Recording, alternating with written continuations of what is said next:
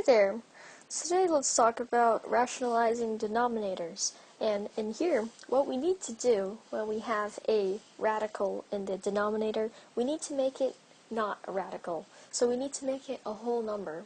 And what we can do is multiply the radical by itself, because we know that when we multiply a radical, we get radical times radical, which is square root of the radical squared, which is just the number at the end. So for this problem right here, we would multiply the bottom by square root of 5, the same thing. And because we multiply it to the bottom, we have to multiply it to the top as well. So our answer here would be 2 square root 5 over 5. That's simple enough, right? So just remember that we need to make the denominator not a radical. So we just did a really easy example, but what about this one, when the denominator is not just a radical, but a number with a radical, so it's more than one term. The problem here is that we can't just multiply it by square root 7, because then when we multiply it out, we just get another square root with 5 square root 7. So what we need to do is we need to somehow erase the whole term in the bottom by multiplying it by another thing called a conjugate. And that's pretty much the same thing, but with a negative sign. And the reason why that works is because we remember when we multiply, if we multiply x plus 9 or x minus 9, we get the middle terms to disappear. And at the end, we just get the first terms and the last terms. And that's what we're doing here. So let's see. We would have, to multiply it by itself, we would just do the form of it without the positive sign. So instead, it's a negative sign. So we would have 5 minus square root 7 and do it to the top too. So it gets a little trickier. But the trick here is, so we know the top would be, if we multiply them together, we would get 15 minus 3 square root 7.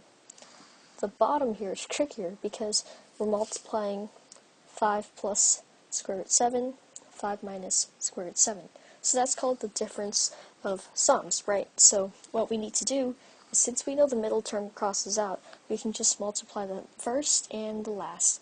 So we would get 25 minus 7, because square root of n times square root of n equals n. Alright, so that would be our answer, 25 minus 7, which is 18. So that's our final answer right here. And one more other thing we can do, we can actually simplify it, because the whole numbers of all these all have a multiple of 3.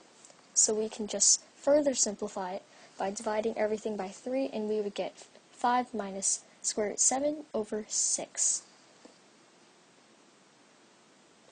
So here's our final problem, and you can see here I left a lot of space because this is the hardest form.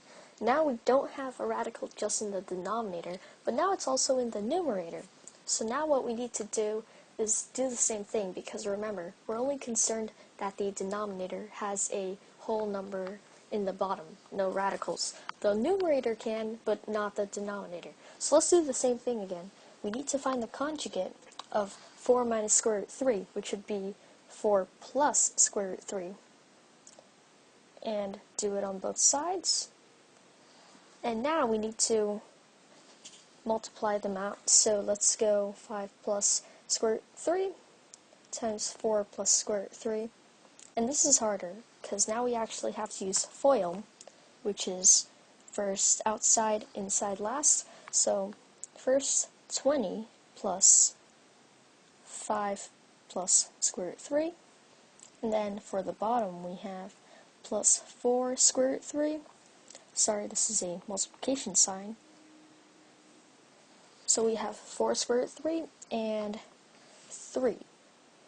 And we combine that all together to get 23 plus 9 square root 3. So that's our numerator. And now for our denominator, that's a little bit easier because we just use that FOIL thing again. So it would be 4 minus square root 3, 4 plus square root 3.